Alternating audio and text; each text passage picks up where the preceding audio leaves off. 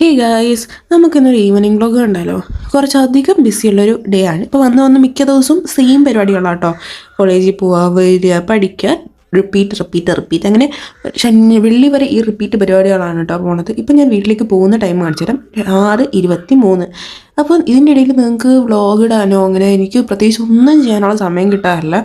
അതായത് കോളേജിൽ വരിക ഈ ഒരു പരിപാടി മാത്രമേ നടക്കുന്നുള്ളൂ. പിന്നെ വന്നിട്ട് നേരെ കുളിച്ചൊക്കെ ചെയ്തിട്ട് പിന്നെ നേരെ എൻ്റെ പൂച്ചക്കുട്ടികളെ എടുത്തു ഞാൻ കളിപ്പിക്കാൻ തുടങ്ങി. കാരണം രാവിലെ തൊട്ട് ഇതൊക്കെ ചുമ്മാ കിടക്കുമല്ലോ. കുറച്ച് നേരമൊക്കെ ഞാൻ കുറച്ച് ശല്യപ്പെടുത്തിയൊക്കെ ചെയ്തിട്ട് നേരെ ചെന്ന് പഠിക്കാൻ തുടങ്ങി.